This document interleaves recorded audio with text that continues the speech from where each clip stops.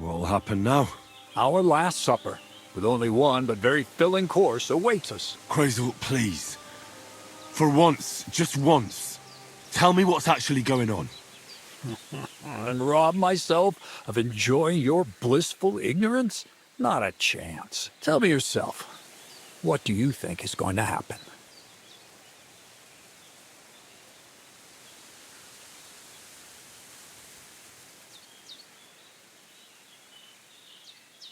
Well, hopefully I'll finally find out what the point of all this was. Or not, until you try another dose of niter. I wouldn't do that to him. Not today. Bonnie will start today. At least I'll finally see if she understood my teachings. Bonnie? First of all, I'd like to thank you on behalf of the whole gang for all the work you've done. We could never have finished the job without you. We found 2 new partners, you and Monarch here. It's good to have someone to rely on. So, it's time we started being honest with you, so you can finally learn the whole truth. Not yet. Let's pull up that uppity bastard's leg a bit longer. That's the fun part! No, Z-Neck. First of all, I rather like them legs of his. And secondly, I think we've put him through enough suffering. This whole time, you've been collecting ingredients and clues for us. But, so you wouldn't go nosing around, we always told you it was for something different than it actually was. The miller here calls it tactics. Tactics, you idiot. And everything worked out according to plan. So today we're finally close to our great success. With the help of Hermes Trismegistos and his successors, we'll finally complete the dream of all alchemists. Our magnum opus. Exactly, Bonnie. Magnum opus. A great work of alchemy. You're trying to make the Philosopher's Stone. I see you've learned something after all. But no, the Philosopher's Stone isn't our goal. Let's see then, Henry. What is it you think we're making here?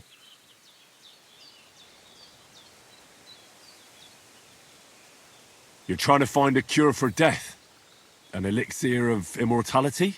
Well, Henry's not too far from the truth after all, don't you think? Immortality is the goal of every scholar. At least the spiritual kind. Let's start at the beginning. My father was a miller as well, but I was never much interested in the trade. Even as a young boy, I loved running around Lower Samine and investigating everything living and dead.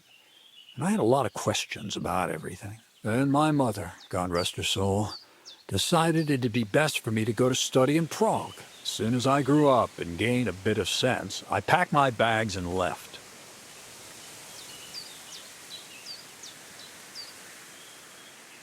What did your father have to say about it? He wasn't too happy about it, that's for sure. But Mother kept pestering him until he yielded. I met a lot of remarkable people at the university, and my thirst for knowledge kept growing.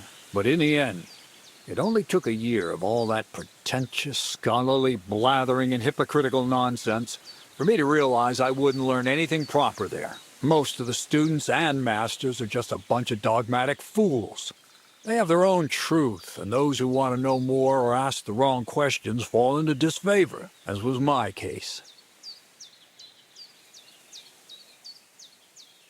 And what about your thirst for knowledge? I realized I didn't need the university for things that are truly important. The most important science is not subject to any religious dogma.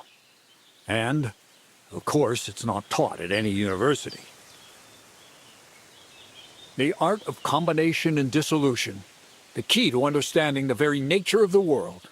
There's only one queen of science, alchemy. I returned to the mill in Lower Samine and started a new life. New life? What do you mean? I returned to the miller's trade. My father was old, and my mother had passed away. From then on, alchemy became my true passion. I brought a few important books from Prague. I started with the most difficult thing. I tried to create gold. That was pretty daring of you. As you might expect, it didn't work.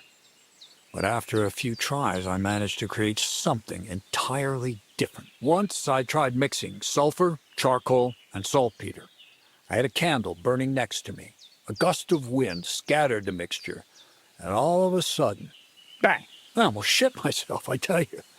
But then I realized I'd unwittingly created a miracle. Explosive black powder. What is it? So it burns? More than that, it makes a big bang. A very big bang. But don't worry, we're all in on it now. I couldn't continue my experiments on my own, but Bonnie and Zinnik did a few little jobs for me. So he initiated us. But we just still didn't know how to do it right and not blow ourselves up in the process. And we used up a huge amount of saltpeter and sulfur. By the way, the manuscript from that Hermes Trismegistos was our shopping list and price list for material from Kuttenberg. Only we didn't know correct proportions. I looked up a few of my former fellow students and brought it up with them. And we found out that before us, some monk had already made the discovery. Some fella called Black Bertold. And that he even started writing a book called Feuerwerkbuch. We couldn't believe our luck when we found out there's a copy of it right here at Trotsky. And you know the rest. It's a discovery that will change history. In the right hands, it can make miracles happen. All it takes is a spark, and a storm of fire will sweep away the old world order. It will wipe out stupidity and ignorance, once and for all. And what will happen now? As I said, we're about to have our last supper on our journey to satisfy our hunger for knowledge. A feast of smoke and fire. Black Bertold never finished his book, because he never had enough ingredients for his last great experiment. But now, thanks to you, we do. We can finally finish Bertold's work and finish his book. We'll see with our own eyes what a barrel of black powder can do. I hope you're as excited as I am. Before we get started, there's something I want to know. This book, Feuerwerkbuch, what's written in it? Everything you'd want to know about black powder. How to mix it in the proper ratio. How to store it. How to light it properly. And especially how to use it in warfare. Because that's the most important part, after all. Do you really need that much saltpeter? We do. Saltpeter makes up almost 3/4 of the mixture. Not even all the cows in the region could produce enough for us once we really get started with manufacturing. What is it you're going to do with this powder? During wartime, like it is now, a flammable and explosive mixture like this has more uses than you can imagine. If we had a few big barrels of the stuff, we could demolish Trotsky if we wanted to. And maybe we will. All of us here are truly passionate about the idea of a new world, and now it's within our grasp. What is it you studied at the university? I was supposed to become a preacher. That fits you. Maybe you'd even be a good preacher. Maybe I would. Maybe I wouldn't. God has a path prepared for each of us. And each of us here decided not to follow it. I was supposed to be a dyer, but I was too lazy to work 6 days a week and soak my hands in lye. I was supposed to become a nun, but I didn't want to give up the booze and fellas. And I've already told you everything. The world is what you make it. How did a scholar and an alchemist become a thief? Prague is a big city, and a poor student has no chance of getting a decent place to sleep or even something to eat. Learning to shop with 5 fingers was the first requirement for survival. We're all masters of our own destiny. I've heard enough.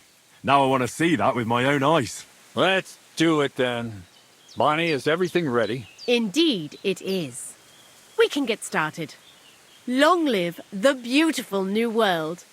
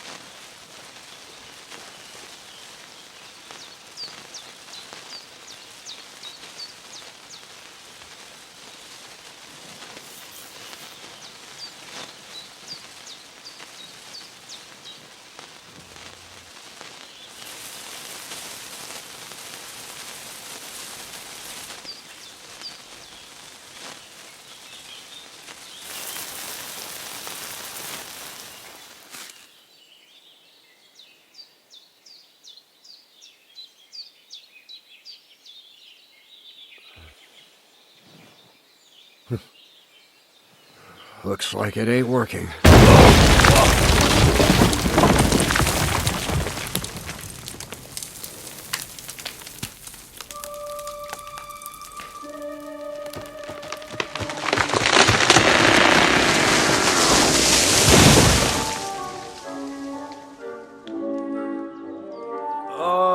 I'd say it works just fine. This will change history. What? I can't hear a thing. But I'd say it works just fine.